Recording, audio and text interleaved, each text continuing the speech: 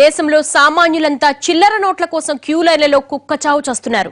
మరోపక్క సంపన్నులు మాత్రం కొత్త నోట్ల కట్టల్ని నేరుగా తమ ఇంటికే తరలించేసుకుంటున్నారు. పెద్ద నోట్ల రద్దుతో ఒక్కసారిగా జనజీవనం అల్లకల్లోలమైంది. ఇలాంటి టైంలో ప్రజల కష్టాలు తీర్చడానికి పార్లమెంట్ అండగా ఉండాలి. కానీ అదే పార్లమెంట్ సాక్షిగా సామాన్యుడి జీవితం చిత్తు కాగితమైపోయింది. నెల రోజులుగా ఒక్క నిమిషం కూడా చర్చ జరగలేదంటే మనం ఎలాంటి ప్రజాస్వామ్య వ్యవస్థలో ఉన్నామో అర్థమవుతుంది.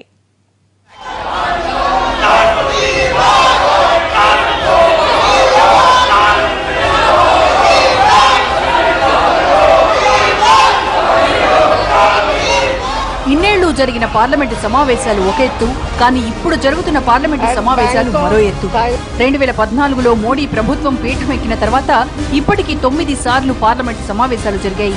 వాటిలో నేతలు ఏం చర్చించినా, ఏం చర్చించకపోయినా, ఎవరేం మాట్లాడినా, ఎవరేం మాట్లాడకపోయినా జనమెవ్వరూ పట్టించుకోలేదు. ఎందుకంటే ఆయా సమావేశాల్లో ప్రవేశపెట్టే బిల్లులతో నేరుగా చాలా కొద్ది మందికే ప్రభావం ఉండేది తప్ప అందరికీ కాదు. కానీ ఇప్పుడు పరిస్థితి వేరు. దేశవ్యాప్తంగా ప్రజలు కరెన్సీ కోసం అల్లాడిపోతున్నారు. పెద్ద నోట్ల రద్దుతో ఒక్కసారిగా అందరి జీవితం తల్లకిందులైపోయింది. బ్లాక్ మనీ అంతం చేస్తానని చెప్పిన మోడీ ఇలా తమ జేబుల్లోని పెద్ద నోట్లు రద్దు చేయడంతో ప్రజలు తీవ్ర ఆగ్రహావేశాలతో ఉన్నారు. నోట్ల రద్దు ప్రకటించిన వారం తర్వాత పార్లమెంటు శీతాకాల సమావేశాలు మొదలయ్యాయి. ఈ సమావేశాల్లో అయినా ప్రతిపక్షాలు, ప్రభుత్వం కలిసి దేశంలో ఉన్న కరెన్సీ సమస్యకు పరిష్కారం సూచిస్తాయని అంతా ఆశపడ్డారు. కానీ మొదలైన రోజు నుంచి పూర్తయ్యే రోజు వరకు సభ ఇలా మొదలవడం ఆలస్యం, అలా ప్రతిపక్షాలు గందరగోళం చేయడం మొదలు పెడతాయి. పాలకపక్షం కూడా తామేమీ తక్కువ తినలేదన్నట్లు అదే రేంజ్లో ఫైర్ అవుతోంది. దీంతో సభను కంట్రోల్ చేయలేక స్పీకర్ వాయిదా వేసి వెళ్లిపోతున్నారు. గడిచిన నెల రోజులుగా ఇదే సీన్. తాను మాట్లాడితే భూకంపం వస్తుందని కాంగ్రెస్ ఉపాధ్యక్షుడు రాహుల్ గాంధీ హెచ్చరికలు జారీ చేశారే తప్ప ఎప్పుడూ ప్రభుత్వాన్ని గట్టిగా నిలదీసిన పాపాన పోలేదు. ఇక ప్రతిపక్ష నాయకులు కూడా తప్పంతా ప్రభుత్వానిదే అన్నట్లు, తామంతా బుద్ధిమంతులమన్నట్లు కలరింగిస్తూ వచ్చారు. మొత్తానికి ఈ శీతాకాల సమావేశాలు మొత్తం వృధా పోయాయి. ఓ పక్క దేశమంతా కరెన్సీ కష్టాలతో అల్లాడిపోతోంది. సామాన్యుడికి చిల్లర దొరకక నానావస్థలు పడుతున్నాడు. అకౌంట్లో డబ్బులున్నా తీసుకోవడానికి వీల్లేక, చేతిలో డబ్బులు లేక అష్ట కష్టాలు పడుతున్నాడు.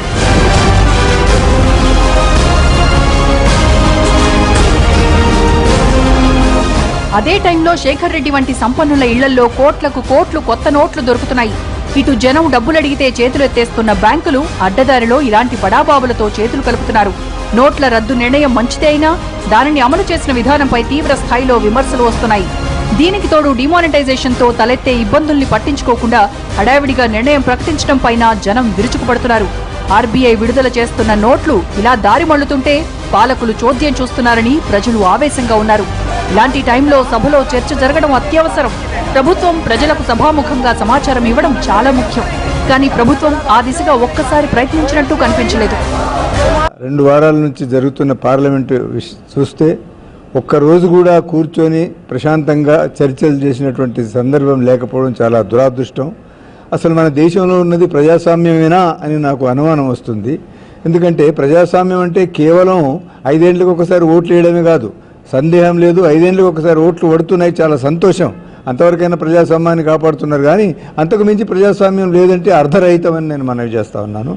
ప్రజాస్వామ్యం అంటే ప్రజల సమస్యల పరిష్కారము, దేశ అభివృద్ధి, ఆర్థిక, సాంఘిక, సామాజిక అభివృద్ధి, వీటిని మనం విడిచిపెట్టి ఎంతసేపటికి అధికారంలో ఉన్నవాళ్ళు అధికారం ఎలా కొనసాగిద్దామని, అధికారంలో లేని వాళ్ళు అధికారంలోకి రావాలని, ఏ విధంగా చూసినా తమ పార్టీలను బలపరుచుకోవాలనే ఉద్దేశం తప్ప ప్రజల సమస్యలు పరిష్కారం చేయడం ప్రధానమైన అంశం అనేటువంటి దృక్పథం లేకపోవడం ఈ దేశం దురదృష్టం. దేశవ్యాప్తంగా కులాలు, మతాలు, ప్రాంతాలు, ఆఖరికి లింగ భేదాలకు అతీతంగా ప్రజలంతా ఒకే సమస్యను ఎదుర్కోవడం బహుశా ఇదే మొదటిసారి అయి ఉంటుంది. అలాంటప్పుడు ప్రతిపక్షాలు కూడా చాలా వ్యూహాత్మకంగా వ్యవహరించి తమ మాట నెగ్గించుకోవచ్చు. సభ బయట ఎవరెన్ని విమర్శలు చేసినా అవి గాలికే పోతాయి. కానీ సభాముఖంగా తమ ఆలోచనలను, అభిప్రాయాలను, సలహాలను పంచుకోవచ్చు. ఆ మేరకు వ్యవస్థలో ఉన్న లోపాలను సరిదిద్దడానికి అవసరమైన సలహాలు ఇవ్వవచ్చు. కానీ సభలో ఆవేశకావేశాలకు పోయి అటు ప్రతిపక్షం, ఇటు పాలకపక్షం ఇద్దరూ తమకు దక్కిన మంచి అవకాశాల్ని చేజేతులా వదులుకున్నారు. డిమానిటైజేషన్ పై ప్రభుత్వంతో ఒక మాట అనిపించి అందులో జరిగిన తప్పిదాలను సవరించుకుంటామని ప్రభుత్వంతో చెప్పించే అవకాశాన్ని ప్రతిపక్షాలు కోల్పోయాయి. ఇక ప్రభుత్వం కూడా ప్రజాస్వామిక పద్ధతిలో ఈ అంశంపై ప్రతిపక్షాల వాదనలు సాదరంగా విని వాటికి సమాధానాలిచ్చే అవకాశాన్ని కోల్పోయింది. ప్రతిపక్షాలు చేసే సకారాత్మక సూచనలను పాటించి ప్రజల్లో మెప్పు పొందే అవకాశాన్ని కూడా చేజేతులా దూరం చేసుకుంది. సువర్ణావకాశం ఏదైనా ఉందంటే ఈ పార్లమెంటు సమావేశాలు. ఒక పెద్ద దేశం ఒక సంక్షోభంలో పడిందని చెప్పి ప్రతిపక్షాలు ఉన్నాయి. కాదు, దేశాన్ని ఒక సంక్షోభం నుంచి గట్టెక్కిస్తున్నాం, దానికే ఈ ప్రయత్నం అని చెప్పి పాలకపక్షం ఉంటుంది. కాబట్టి ఏమిటి సమస్య? మీరు నిజంగా సంక్షోభంలోకి ఎలా పోయిందో చెప్పగలిగినటువంటి అవకాశం వేదిక పార్లమెంట్ని మించి ఉండదు. అలానే కాదు, సంక్షోభాన్ని గట్టెక్కించి భవిష్యత్తును సుందరమయం చేస్తాం, సువర్ణమయం చేస్తాం అని చెప్తున్న పాలకపక్షం అది ఎలా చేయబోతోంది, ఎలా జరగబోతోంది చెప్పడానికి పార్లమెంట్ని మించిన వేదికే ఉంటుంది. బహిరంగ సభలు కాదు కదా ప్రధాని మాట్లాడినా. కాబట్టి ఆ ఇద్దరు కూడా సరైన వేదికని కోల్పోతున్నారు, సరైన అవకాశాన్ని మిస్ అయిపోతున్నారు అని చెప్పి నేను అనుకుంటున్నాను. ఒక్క కరెన్సీ కష్టాలే కాదు, కేంద్ర ప్రభుత్వాన్ని ఇరుకున పెట్టేందుకు ప్రతిపక్షాల దగ్గర గతంలో ఎన్నడూ లేనన్ని ఆయుధాలున్నాయి. అరుణాచల్ ప్రదేశ్ హైడ్రో ఎలక్ట్రిసిటీ ప్రాజెక్టుపై కేంద్ర హోంశాఖ సహాయ మంత్రి కిరణ్ రిజిజుపై వచ్చిన ఆరోపణలను సభలో కేంద్రాన్ని నిలదీసే అవకాశం ఉంది. మరోపక్క పాకిస్తాన్ భారత్ సరిహద్దుల్లో ఉద్రిక్తతలు ఇంకా అలాగే ఉన్నాయి. ఆదాయపు పన్ను సవరణ, జీఎస్టీ బిల్లు వంటి అంశాలపై కీలక చర్చలు జరగాల్సిన అవసరమూ ఉంది.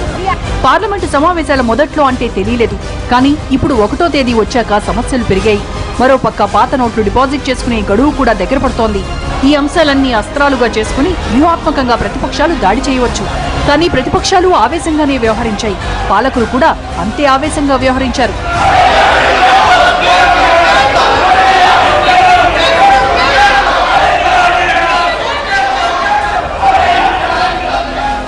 మొత్తంగా పార్లమెంటు శీతాకాల సమావేశాలు ముగిసే వరకు అటు పాలకులు ఇటు ప్రతిపక్షాలు ఎవరూ ఒక్క మెట్టు కూడా దిగలేదు. ఆ ఫలితంగా డిమానిటైజేషన్తో ప్రజలు పడుతున్న కష్టాలు కంటిన్యూ అవ్వాల్సి వస్తోంది.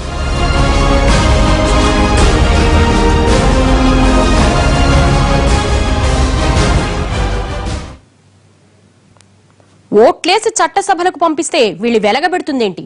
ప్రజా సమస్యలు వీళ్ళకు పట్టవా? ప్రజాధనం వృధా చేయాల్సిందే.